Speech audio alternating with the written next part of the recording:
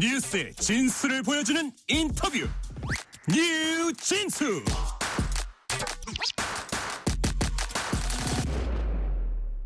이재명 민주당 전 대표가 세 번째 대선 출마 선언을 했습니다. 대세론 속에 준비된 후보 이미지를 부각하며 진짜 대한민국을 만들겠다고 했습니다. 민주당 지도부는 한덕수 대통령 권한대행을 향해서 공세 고삐를 바짝 당기고 있습니다. 민주당 수석 대변인 맡고 계신 조승래 의원과 함께 핵심 현안에 대한 얘기 나눠보겠습니다. 조승래 의원님 어서 오세요. 예, 안녕하세요. 더불어민주당 수석 대변인 조승래 국회의원입니다. 반갑습니다. 네, 귀한 시간 내주셔서 감사드리고요. 예. 자, 6.3 대선이 앞으로 꼭 54일 남았습니다. 자, 민주당은 일찌감치 대세론이 자리 잡았다 이런 평가가 나오는데 또 이제 캠프에선 중도로 외연 확장을 어떻게 할까 이런 고민도 또 하고 있는 것 같습니다. 당 안팎에서는 여전히 내란 척결 뭐 이런 목소리도 높습니다. 그래서 뭐 여러 가지가 혼재돼 있을 것 같은데 대선 경선 앞둔 민주당 분위기 지금 어떻습니까? 예, 어쨌든 그 뭐 12.3 이제 뭐 불법 계엄과 그로 네. 인한 뭐 내란 사태 그리고 대통령의 탄핵과 파면 네네. 그거로 이루어지는 선거이기 때문에 저희들 입장에서는 이번 선거가 도대체 어떤 의미를 갖고 있는 것이냐 그 의미를 정확히 규정하고 그 의미 속에서 우리가 민주당이 어떤 역할을 해야 될 것인가를 좀 고민하는 과정에 네네. 있고요. 네. 무엇보다도 이 내란 사태로 인해서 이 대한민국이 여러 측면에서 많이 좀 어려움에 좀 처해 있는 것도 사실입니다. 뭐 민주주의란 제도도 그렇고 가뜩이나 구조적으로 어려운 조건에서 이 내란 사태가 겹쳐지면서 민생이나 경제가 좀 많이 좀 어려워졌고 네. 여기에 트럼프의 관세 전쟁이 더해지면서 훨씬 더 어려워지는 거 아니겠습니까? 이런 상황 속에서 이 상황을 어떻게 해결해 나갈 것인가 그게 저희들이 가장 큰 고민이고요. 그랬을 때 기본적으로 두 가지 과제가 있다 저희들은 생각을 하고 있습니다. 첫 번째로는 이 상황을 이렇게 만든 것에 대한 뭐 내란 사태 혹은 정책적 무능 그것에 대한 상황 규정이나 정리 같은 것들을 잘 할 필요가 있겠다라는 게 하나가 있고 두 번째로는 이 상황을 어떻게 해결해 나갈 것인가에 대한 비전과 대안 제시 그 두 가지를 준비하면서 차분하게 하고 있습니다. 네. 상황을 규정하고 이 상황을 타개해 나갈 비전 제시 이 두 가지를 말씀하셨는데 관련되는 질문입니다. 나라 안팎에서 여러 도전의 파고가 높습니다. 어제 뉴스레터 K 출연했던 신동욱 국민의힘 수석 대변인은 이번 대선에서 어떤 점에 초점을 맞출 것 같냐고 물어보니까 한 세 가지 얘기를 하더라고요. 1번이 통합, 2번이 국민을 내려다보는 게 아니라 국민을 우러러보는 태도, 3번이 경제 문제 해결. 뭐 요 세 가지를 이제 언급을 하셨어요. 자, 우리 민주당 수석 대변인신 조승래 의원님께서는 2025년 대선 전국을 가를 뭐 시대 정신이라 할까요? 어떤 거라고 보십니까? 그건 저희들이 이미 그 12.3 이제 비상계엄 조치 이후에 한 넉 달 동안 저희들이 이미 국민들에게 말씀을 드렸던 부분들인데요. 저희들은 회복과 성장이라는 키워드가 현재 상황을 제대로 규정하고 또 상황을 타개할 수 있는 비전이 된다고 저희들은 생각을 하고 있습니다. 그러니까 회복이라는 측면을 보면 저희 민주당은 늘상 그리고 한국의 대한민국의 성공 방정식이라는 게 네. 민주주의와 시장 경제를 병행해서 발전시켰던 역사 아니겠습니까? 그렇기 때문에 전 세계 사람들이 민주주의뿐만 아니라 시장 경제를 병행해서 발전시켰던 모범 국가로 대한민국을 평가했던 거 아니겠습니까? 네. 그런데 최근의 상황에서는 이 민주주의와 시장 경제가 흔들리고 퇴보하고 후퇴하는 듯한 그런 불안감들이 있었고 실제로 12.3 내란 사태 이래로 실제 그게 현실적으로 국민들에게 느껴지신 것 같아요. 그래서 이 무너져 있는 민주주의와 시장 경제를 어떻게 회복할 것이냐. 거기에 첫 번째 방점이 좀 더 져야 될 것 같고요. 네. 두 번째는 이제 회복만 가지고 되는 것은 아니지 않습니까? 그래서 이 민주주의와 시장 경제를 어떻게 회복과 성장시켜 나갈 것인가. 그것과 관련된 이제 고민들을 하고 있는 것이어서 회복과 성장인데 회복과 성장을 하기 위한 구체적인 수단은 뭐냐 저희들은 실용적 접근이라고 생각합니다. 네. 저희 당에서 뭐 수차례 말씀을 드렸습니다만 뭐 이재명 대표를 포함해서 많은 당의 지도부들이 얘기를 했습니다만 지금 상황은 워낙에 심각한 상황이기 때문에 네. 과거에 민주당이 고집했던 정책만 고집할 필요도 없는 것이고 뭐 좌파든 우파든 진보든 보수든 그런 걸 가리지 않고 현재 문제를 해결할 수 있는 모든 정책 수단들을 다 동원해야 한다. 그런 정도로 심각한 것이다. 그렇게 해서 성장 동력을 만들지 않으면 사실 참 어려워진다. 뭐 이런 생각을 갖고 있어서 회복과 성장이라는 큰 방향과 실용주의라는 그 방법론 이걸 가지고 저희들은 문제를 풀어나갈 생각입니다. 회복과 성장이라는 방향, 실용주의 방법론 예. 말씀해 주셨고요. 이재명 전 대표가 오늘 출사표 던졌습니다. 11분 좀 넘는 분량의 다큐멘터리 영상으로 메시지 전달했습니다. 인터뷰를 거기다 많이 편집해서 넣었고 저 비상계엄 이후 중요 장면들 많은 시민들의 모습도 담았습니다. 이거 좀 어려운 질문인데요. 꼭 이런 식으로 대답 안 하셔도 됩니다. 점수로 매기면 100점 만점에 몇 점쯤 됩니까? 글쎄요, 저도 아까 그래서 그걸 다 봤거든요. 네, 다 봤는데 예. 뭐 이제 예를 들면 보통 이런 거 평가할 때 무슨 기술 점수, 예술 점수 이제 이렇게 본다면 스케이팅처럼 그렇죠. 예, 예, 예. 그렇게 본다면 제가 보기에는 뭐 적어도 A는 받을 수 있을 그래요? 정도의 그 기술적인 측면이나 그러니까 콘텐츠 구성이나 그리고 그 출연했던 뭐 이재명 대표의 그 이러저런 뭐 태도나 뭐 이런 것들 전부 다 봤을 때 네. 저는 A 학점을 충분히 줄 수 있는 A 학점 줄수 그런 있고. 것이라고 보고 있고요. 네. 그리고 특히 이제 본인이 가지고 있는 현재에 대한 진단뿐만 아니라 일종의 비전을 좀 체계적으로 정리해서 설명한 게 좀 인상 깊더라고요. 네. 뭐 먹사니즘으로부터 시작을 해서 잘사니즘, 실용주의 그리고 K 이니셔티브. 그러니까 K 이니셔티브라는 개념이 상당히 좀 인상 깊더라고요. 네네. 그건 결국 뭐냐면 그 우리나라가 이제 지금까지 민주주의와 시장 경제를 잘 병행 발전시켜 오면서 잘 추격해 선진국 반열에 들어섰으니 네. 올라섰으니 이제는 추격 국가가 아니라 선도 국가로 전환을 해야 이 전환에 좀 고통이 지금 현재 있는 거거든요. 네. 그런 측면에서 그 비전을 이제 K 이니셔티브로 한 것 같아서 상당히 그게 좀 인상이 남는 것 같습니다. 저는 이렇게 보니까 옷 복장이 있잖아요. 예. 이렇게 그 하얀색 셔츠에다가 이렇게 베이지색 예, 뭐라 예, 그러죠? 예, 이게 예, 가디건 예, 비슷한 예. 아주 은은한 색깔로 해서 그게 약간 안정감이나 편안함을 이제 국민들한테 좀 보여줄 시각적으로 그런 것까지 신경을 썼다는 이제 방송 기자 입장에서 보니까 그런 것도 좀 보이더라고요. 그러니까 그리고 또 보니까 이제 그 뒤에 이제 책상이나 이런 것들이 약간 좀 낡은 소품들을 네. 배경으로서 네. 한 것이 현재 상황을 약간 좀 반영했다. 그 배경으로 좀 보여주는 그런 좀 느낌도 들고 그렇더라고요. 예. 여러 가지 해석이 이제 가능하고요. 오늘 15일엔 책자 출간 앞두고 있습니다. 이런 일정도 하나하나 소화하면서 준비된 후보 이미지 이제 부각하고 있는 걸로 보이는데, 자 이제 그 뭐라 그럴까요? 캠프의 주요 보직을 맡는 분들 보니까 약간 개파색은 엷은 분들 위주로 한 것도 일부러 그랬다고 봐야 되나요?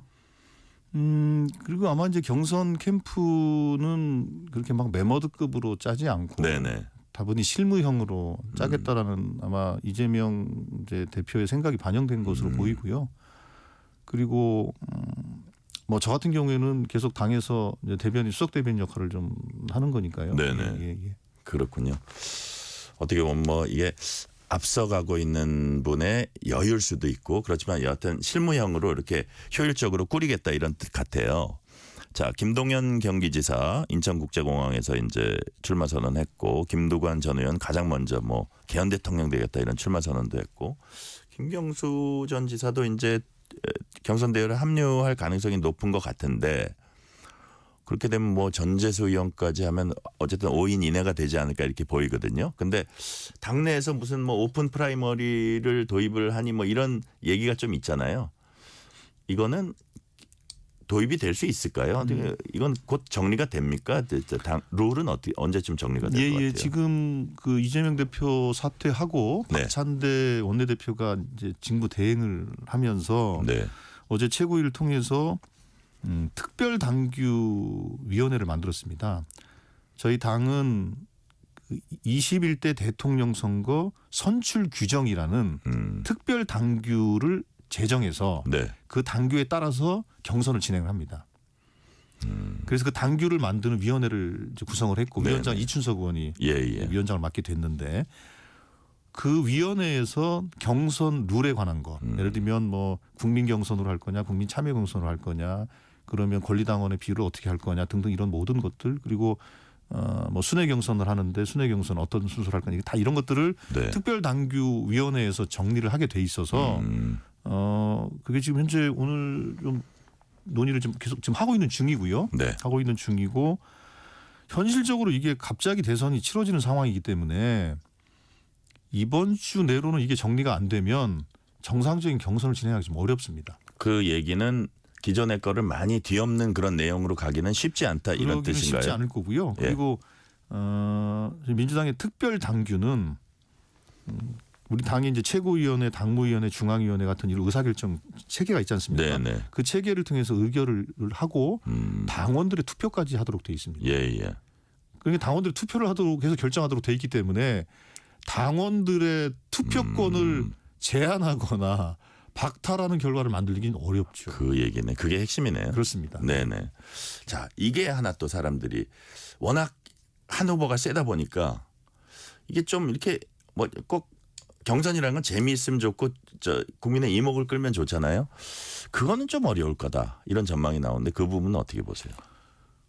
그런데 이제 그 보통 경선이라는 거는 우리가 그 두 가지 관점으로 봐야 될 것 같아요. 네네. 하나는 이제 이 지금 링이 두 개가 만들어지는 거거든요. 네네. 요 민주당이라는 링이 하나 만들어지고 네. 국민의힘의 링이 만들어지는데 요 링만 보면 별로 재미없을 수 있어요. 네네. 그런데 다른 링에서 우리 링을 향해서 계속 뭘 던지지 않습니까? 그럼 뭐 어떻게 대응을 해야 되잖아요. 그렇죠. 예. 그러면 이제 이 각자 링을 돌면서 서로 링끼리 주고받는 게 또 상당히 또 많을 겁니다. 왜냐하면 이번에 선거가 짧기 때문에 그래요.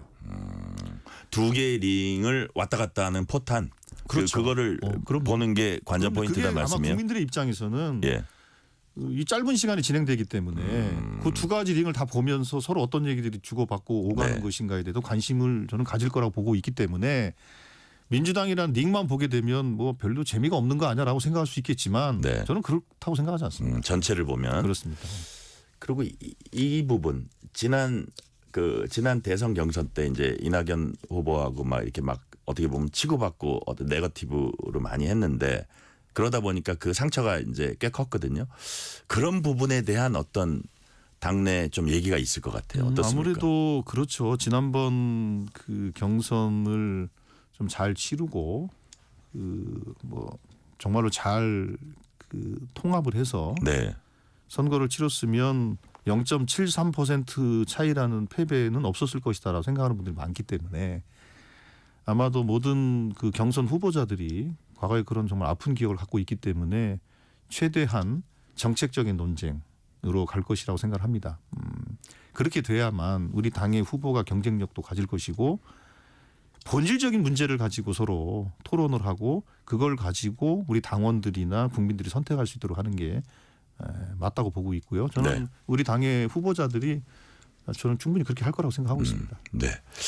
이재명 전 대표 주요 대선 전략 가운데 하나가 이제 중도 확장입니다. 싱크탱크 성장과 통합 중심으로 이제 뭐 비전이라든지 정책 성사진 내놓을 걸로 보이는데 자, 국민의힘은 이렇게 이제 그 뭐 폄하한다고 봐야죠. 뭐라고 비난을 하냐면 이재명 전 대표의 이 중도 확장 전략이 선거용에 불과한 것이고 기본소득으로 대표되는 정치인 이재명의 본질은 변하지 않는다라고 이제 공세를 펴고 있습니다.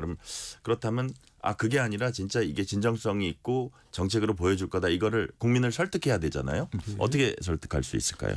우선 이제 기본소득에 대한 거는 네. 국민의힘 정강 정책에도 들어가 있습니다.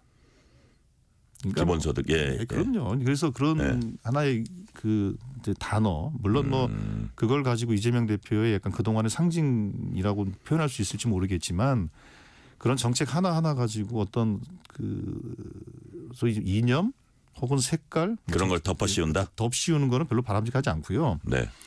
그리고 아까도 말씀드린 것처럼 실제로 저희들은 그렇게 생각을 하고 있습니다. 워낙에 지금 어렵습니다. 네.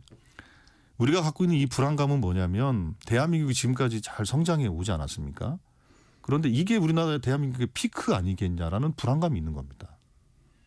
실제로 그런 불안감이 있기 때문에 그러면 이게 피크가 아니고 더 지속 가능하게 대한민국이 성장할 수 있도록 하려면 어떻게 해야 될 것이냐. 그러면 현재 직면에 있는 여러 가지 어려움들을 해결을 해야 되는데 네. 그 해결을 하기 위해서는 그동안 우리가 선험적으로 또 경험적으로 가지고 있던 해법 가지고는 안 된다라는 게 기본적으로 민주당의 생각입니다. 뭐 이재명 대표도 마찬가지고요. 그렇기 때문에 잘사니즘, 먹사니즘이라는 개념이 나오는 것이고 중도 보수라는 얘기가 나오는 것이고 네. 또 실용주의라는 것들이 나오는 얘기인데 그걸 어떻게 믿냐? 그거지 않습니까? 어떻게 믿냐? 네. 근데 최근에 보여주는 모습을 통해서 확인할 수 있을 겁니다. 예를 들면 연금 개혁, 국민연금 개혁하는 과정 속에서 계속 민주당이 양보를 해오지 않았습니까? 네네. 그렇게 어떻게든 타협을 안을 만들려고 노력했던 모습들, 금투세 폐지에 동의했던 과정들 등등 이런 과정들이 과거에 우리가 어떤 하나의 그 정책적인 수단을 선택을 하면 뭐 죽어도 못 받고 네. 이런 완고한 태도가 아니라 실용적이면서도 아주 유연한 접근을 하고 있다는 것이 이미 실증적으로 최근에 보여줬다고 생각합니다. 네. 자, 이 질문을 드릴게요. 국민들이 과연 어떻게 될까 이게 궁금해하시는 분들 실제로 있을 것 같은데 지금까지 민주당이 어떤 입법권을 가지고 뭐 국민의힘 입장에선 뭐 입법 폭주를 했다 이런 얘기를 많이 하는데 만약에 이재명 대표나 누가 이제 그 행정권까지 갖고 오면 그다음에 뭐 예를 들어서 이제 대통령이 또 법관도 지명을 하잖아요. 대법관도. 그럼 정말 무소불위의 권력을 갖게 되는 거 아니냐는 우려가 또 있는 것도 사실입니다. 그런 부분은 국민들을 어떻게 설득해 나갈 수 있을까요? 일단 저희들이 22대 국회에 들어서서 그 민주당이 뭐 이제 폭주했다라고 뭐 그렇게 생각하시면 있을 수 있을 것 같아요. 시각에 따라서는. 그러나 저희들은 일을 하기 위해서 했던 겁니다. 네. 그런 면에서 보면 그러니까 일을 하는 세력과 일을 하지 않은 세력들을 좀 구분해서 좀 평가해 볼 필요는 있는 것 같고요. 첫 번째는 그거고 두 번째로는 그 성과라는 그러니까 일을 하는 집단이 갖는 성과인 겁니다. 네. 지금 대한민국이 처해 있는 상황이 너무 어렵기 때문에 속도감 있게 성과를 내야 됩니다. 그러나 그 성과를 낼 때 저희들이 일방적으로 폭주하거나 그러지 않을 겁니다. 권력을 절제하면서 네. 대화를 통해서 또 타협을 만들어가면서 성과를 내기 위해 집중할 것입니다. 그러니까 모든 그 결론은 어떻게 성과를 낼 것인가 거기에 집중하면서 할 겁니다. 그렇기 때문에 앞서 말씀드린 것처럼 우리가 종래에 주장했던 정책이라 하더라도 성과를 위해서 과감히 포기해야 된다고 포기할 겁니다. 네. 이미 저희들은 그것 또한 보여줬다고 생각합니다. 성과에 초점을 맞추다 보면 그런 우려는 사라질 수 있다. 그런 그렇습니다. 취지로 말씀해 주셨고요. 자, 국민의힘 쪽으로 가볼게요. 어제 김문수 전 장관, 오늘은 한동훈 전 국민의힘 대표 대선 출사표 내놨습니다. 앞서서 안철수 의원 이제 출마 선언했고 앞으로 이제 홍준표 대구시장, 오세훈 서울시장, 유승민 전 의원, 나경원 의원 뭐 이렇게 두 자릿수가 거의 확실시 되고 있습니다. 왜 이렇게 많이 나온다고 보세요? 글쎄요, 많이 나오는 이유에 대해서는 네. 글쎄요, 뭐 특별한 센 어떤 주자가 없어서 그럴 면도 있을 것 같고요. 네네. 과거에 그 뭐 구룡인이 그랬던 시절도 있지 않습니까? 신한국당. 예, 뭐 그런 생각이 나더라고요. 근데 중요한 문제는 대선에 출마한다는 것은 네. 내가 현재 상황을 어떻게 진단하고 어떻게 대한민국을 이끌고 가겠다는 비전과 대안이 있어야 되는 거 아니겠습니까? 그런데 국민들이 국민의힘 주자들에게 요구하는 게 과연 무엇일까? 도대체 집권 3년 만에 대통령이 파면되고 이런 상황을 왜 만들었을까? 그거에 대한 반성과 이런 게 있어야 되죠. 반성과 뭐 사과 이런 게 전혀 없고 제가 들어보니까 뭐 죄송합니다, 뭐 국민 여러분 죄송합니다. 이게 뒤에 이제 백드롭 보통 당대표 회의실 같은 백드롭 걸어줬죠. 그 3일 만에 내렸대요. 그러니까 반성도 없죠. 그리고 지금 현재 이 상황에 대한 정확한 진단도 없죠. 그러니 비전과 대안도 없습니다. 유일하게 있는 건 뭐냐면 윤석열 대통령을 뭐 여전히 지키겠다라는 주장과 민주당과 이재명 대표에 대한 원색적인 비난 말고는 아무것도 없습니다. 그러면 의원님이 보시기에는 민주당 입장에서는 되게 쉬운 선거다 지금? 쉬운 선거라기보다는 예. 안타까운 선거인 거죠. 왜냐하면 상대방이 좀 잘했으면 좋겠는데. 그렇게 해야 서로 예. 간에 예. 그 공론의 수준이 올라가면서 그래도 선거 과정이라는 게 단순하게 지고 이기고의 문제가 아니라 선거 과정을 거치면서 국민적 합의가 만들어지는 거 아니겠습니까? 그렇죠. 국민들에게 비전도 보여주고. 그럼요. 예. 그렇게 해야 사실은 그렇게 될 게 뻔하거든요. 만약에 네. 어느 일방이 집권을 하면 그 토론 과정이 합리적이면 그 패배한 집단이 승복을 하면서 네. 때로는 도와주기도 하고 뭐 허니문도 있고 이런 거 아닙니까? 근데 이런 과정을 거치지 않으면 불을 보도 뻔하거든요. 그러니까 만약에 민주당이 집권한다 그러면 국민의힘은 사사건건 이제 또 발목을 잡을 거거든요. 승복 안 하고. 그러니까 토론 과정을 좀 대선 과정을 서로 합리적이고 정상적으로 거쳐야 그런 과정. 그 이후의 정치도 정상화될 수 있다. 그렇습니다. 그런 네. 측면에서 보면 국힘 주자들이 저렇게 나오는 것은 안타까운 일입니다. 예. 네. 자, 최근에 민주당 초선 모임 더민초가 한덕수 대통령 권한대행에 대한 탄핵 추진하겠다는 뜻 밝혔습니다. 자, 2명의 헌법재판관 지명 월권으로 규정한 데 따른 후속 조치입니다. 아직까지 당 지도부 입장은 아닌 것 같은데 의원님 보시기에 재탄핵 들어갈 가능성 있습니까? 우선은 한덕수 대행에게 네. 그 헌법재판관 지명은 대통령 그러니까 국민으로부터 주권을 직접 위임받은 선출된 네. 대통령의 권한이지 대통령의 유고 권리로 발생한 대행이 행사할 수 있는 그런 권한이 아니다. 그렇기 때문에 헌법재판관 2인에 대한 지명은 당연히 위헌이고 월권적 행위다라는 것을 저희들은 규정을 했고요. 네. 그걸 철회하라 이렇게 요구를 하고 있는 상황입니다. 예, 철회를 하지 않으면 저희들도 결단할 수밖에 없습니다. 철회 안 하면 예. 그 추진할 수 있다는 말씀이시고요.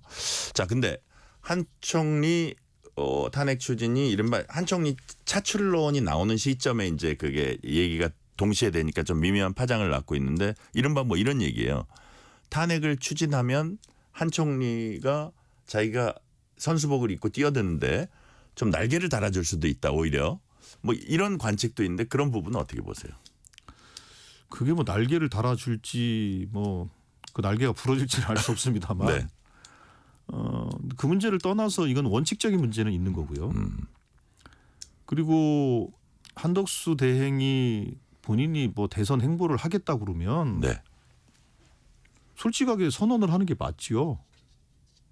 그리고 그 권성동 원내대표가 어제 이제 그런 얘기를 했다고 그럽니다. 네. 뭐 한덕수 대행이 대선 주자로 이제 하게 되면 뭐 국정 공백 같은 게 걱정이 있지 않습니까?라고 물어봤더니 뭐 약간의 혼란이 있겠지만 뭐 국정 공백 크게 없습니다라고 답변을 했답니다. 네네. 근데 이 주장은 저희들이 한덕수 대행 지난번 탄핵했을 때 뭐 국정 공백 혼란 들어가지고 엄청나게 뭐라고 한 거 아니에요?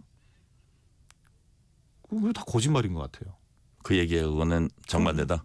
그럼요. 그러니까 약간의 혼란이 있을지 모르겠지만 큰 공백은 없을 것이다. 그 지난번에 한 얘기와 오늘 한 얘기가 다르지 않습니까? 그래서 그 한덕수 대행이 뭐 어떤 경위로 본인이 사퇴해서 나오건 아니면 책임을 물어서 뭐 탄핵을 당해서 뭘 하든지 어쨌든 간에 네. 만약에 대선판에 뛰어들게 되면 그 유불리를 따지는 것은 뭐 저희들은 별로 생각하고 싶지 않아요. 네. 그게 중요한 게 아니고 이 한덕수 대행이 그 대행 시절 했던 행위가 네. 헌법과 법률에 반하는 것이냐 월권적 행위를 한 것이냐 네. 그게 보다 본질적인 문제라고 생각합니다. 우원식 국회의장이 대선 개헌 동시투표 제안을 사흘 만에 철회했습니다. 이재명 대표가 반대했고 그리고 강성당원들의 압박에 국회의장이 백기를 들었다. 이게 이제 국민의힘의 시각입니다. 이 문제는 어떻게 보세요? 그거는 국민의힘의 시각인지 모르겠지만 잘못된 시각이고요. 네. 저희들은 그때 최고위원회 회의를 통해서 의장의 제안을 무겁게 받아들여서 현재 합의 가능한 수준의 합의를 하자라고 네. 얘기를 한 겁니다. 그래서 국민의힘에서도 그동안 주장을 했던 5.18 정신을 헌법 전문에 수록하는 문제와 네. 최근에 벌어진 여러 내란 사태에 대한 그걸 좀 제도적으로 헌법적으로 보완하기 위해서 대통령의 계엄 선포권을 요건을 좀 강화하는 방향으로 개정을 하자. 일단 네. 두 개는 합의가 쉽지 않겠냐 예, 예. 하고 나머지 뭐 권력 구조 문제든 다른 기본권 조항이든 뭐든 이런 조항들은 논의를 해서 합의가 되면 합의되는 것만큼 하자라는 게 저희들의 공식적인 입장이었습니다. 네네. 근데 이거에 대해서 사실은 뭐 국민의힘이 원칙적으로 찬성한다는 얘기만 하지 그 어떤 과정 그 절차를 밟질 않았어요. 그 절차를 밟으려면 어떤 게 필요하냐면 네. 국민투표법 개정이 필요한데 그래서 그 저희 더불어민주당과 이재명 대표는 당시에 그러면 국민투표법 개정을 위해서 그러면 논의를 해보자라고 했는데 지금까지 진행이 안 되고 있지 않습니까? 그러니까 국민투표법이 개정이 안 되면 그게 15일까지 되지 않으면 할 수가 없는 거예요. 그렇기 때문에 우원식 의장은 현실적으로 이번에 대선 투표일과 네. 개헌 투표를 그 수준이 뭐 많던 적던지 간에 합의 수준이 네네. 하기는 현실적으로 좀 어렵다라고 판단하게 된 거죠. 네. 시간이 다 되긴 했는데 마지막 질문 짧게 드릴게요. 자, 이번 대선 과정에서 대한민국 유권자들이 바로 이 부분에 주목했으면 좋겠다고 생각하는 부분 어떤 부분입니까? 예, 정치는 책임도 물어야 된다고 생각합니다.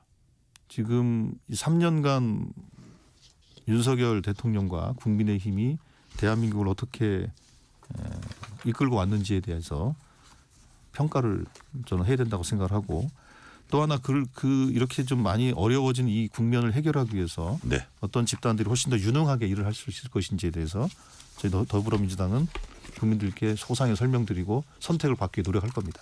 네. 오늘 말씀은 여기까지 듣겠습니다. 지금까지 민주당 수석 대변인 맡고 계신 조승래 의원이었습니다. 말씀 감사합니다. 네, 감사합니다. 퇴근길 당신